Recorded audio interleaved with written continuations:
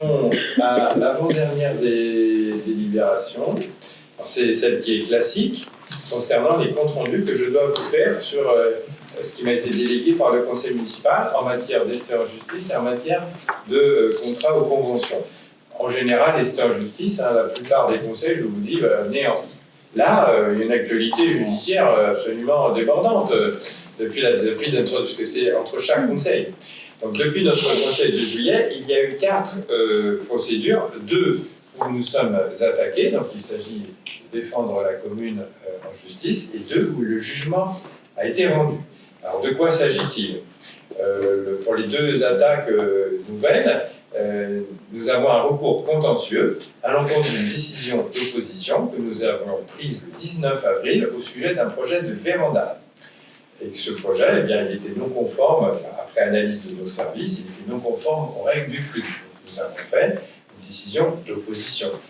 Mais les requérants, enfin, les pétitionnaires, comme on dit, M. Richard et Mme Legos, qui demeurent à la barre Calais, à Boueil, ont porté l'affaire en justice, pensant que nous aurions tort. On verra maintenant ce que va dire le juge. Et puis enfin, deuxième affaire, qui est plus étonnante, c'est le 5 septembre, nous avons été assignés en référé, la ville de Boueil, devant le tribunal judiciaire de Nantes, par monsieur et madame Georget, qui demeurent 17 rue de la Piogerie, pour en fait un conflit de voisinage qui les oppose avec leurs voisins immédiats, une activité économique où il y a des camions qui passent et qui font du bruit. Donc ils essayent d'impliquer dans ce conflit de voisinage la commune. Bien que nous ayons agi, vous avez sollicité au titre de la police du maire, on a la police par rapport aux nuisances sonores, nous avons agi, nous avons rencontré les parties pour retrouver une médiation, mais malgré tout, ils attaquent contre la commune. Là, c'est leur droit, on verra aussi ce que dira le juge. Enfin, 2 jugements ont été rendus, l'un concernant un litige concernant une construction d'un bâtiment sans autorisation, sur un zonage agricole et non conforme au PLU. Donc voilà, quelqu'un qui a construit sans autorisation d'urbanisme en zone agricole. Donc le juge a condamné M. Riwani Grelot à payer une amende de 3 000 € et verser à la ville de Boueil les sommes de 69,24 € en réparation du préjudice matériel et 1 000 € au titre des frais engagés. Vous verrez tout à l'heure que c'est assez, moi je trouve ça curieux, c'est mon commentaire, qui n'engage que moi. Là, il y a faute manifeste reconnue par le juge, nous aurons quand même à débourser de l'argent. Parce que là, ce qui nous est accordé ne couvre pas les frais de justice.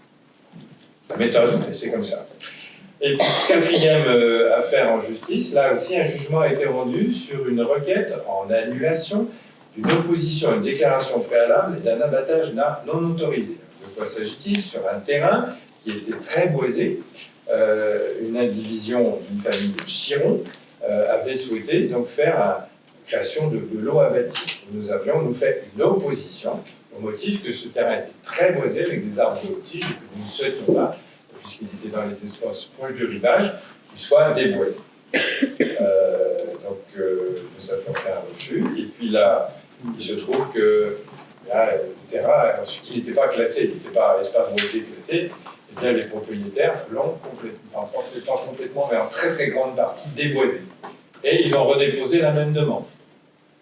Donc là, nous avons dit en disant il est plus boisé. Maintenant, on peut faire notre projet. Donc nous n'avons pas accepté et ils ont attaqué la commune en justice. Et le juge a condamné l'indivision Chiron à verser à la ville de Boueil 1 500 € au titre de ses frais d'instance, puisqu'ils ont été déboutés de ce recours. Voilà les 4 sujets, dont 2, sauf s'il y avait des appels, dont 2 ont été jugés. Et puis il y a toute une liste, comme à chaque fois, dont je dois vous rendre compte de conventions, de diverses, je cherche les mots, décisions, voilà, qui ont été signées par moi. Donc, nous avons une convention d'occupation précaire pour une petite parcelle qui se trouve près de la voie de chemin de fer, qui a été attribuée à M. Jean-Marcel Princé pour la somme de 10 € par an. C'est un terrain sur lequel je crois qu'il met aussi des ruches. Il entretient ce terrain-là pour une durée de 23 mois. Nous avons signé une convention auprès d'une psychologue pour que les agents de notre crèche La Ribambelle, notre multi-accueil, en 2022-2023, puissent bénéficier de 8 séances d'analyse de la pratique auprès de Madame Mario Céline pour 1 280 €. Nous avons eu des frais d'avocat par rapport à un autre recours en justice dont je vous avais parlé il y a quelque temps, sur la déclaration préalable que nous avions accordée à Celnex, on parlait d'antenne tout à l'heure, contre un groupement de personnes, Renault et autres. Donc, nous avons mandaté un cabinet, CVS, pour une somme de 2070 €. Nous avons eu des frais, nous continuons d'avoir des frais d'avocat. Vous savez que sur Bélestre, sur les dégâts que nous avons sur Bélestre, la procédure continue. Nous avons à nouveau, je crois, dans une semaine, je regarde Philippe et Bernadette, voilà, le 17 octobre, nous aurons encore rassemblé par l'expert toute une grande réunion ici à Boilly pour voir comment l'expert va recommander au juge une conclusion sur ces dégâts. En attendant, il nous faut payer les avocats pour une somme de 648 €. Nous avons passé un contrat de prestation de service avec les gars d'Herbauge pour la mise à disposition d'animateurs du 1er septembre 22 au 31 août 23 de 11h30 à 13h30, c'est très précis, et ces animateurs sont rémunérés de 6,05 € à 11 € de l'heure, ça dépend en fait de la prestation qu'ils assument. Nous avons 2 baux qui ont été signés avec l'association Aurore. L'association Aurore, c'est une association qui est mandatée entre autres par l'État pour pouvoir gérer le suivi des familles ukrainiennes.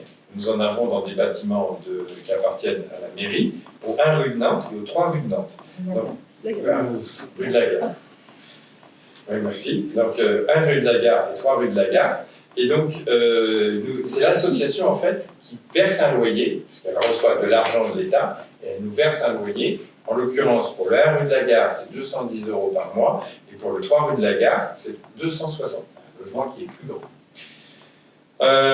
Ensuite, nous avons passé des marchés de fournitures scolaires et pédagogiques, ça c'est très important parce que ça nous permet de bien tenir nos prix. Il y a 2 lots qui ont été attribués à Lacoste pour un lot qui peut varier en fonction des commandes de 12 000 € à 51 000 €, et à Pichon, ça peut varier de 24 000 à 156 000 € pour une durée de 3 ans.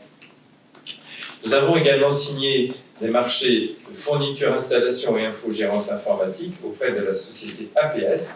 Je crois qu'il peut y avoir 3 lots, si je comprends bien ce qui est détaillé après. 129 000 600 €, c'est une durée de 4 ans. Quand je vous donne les sommes, c'est sur la durée du contrat.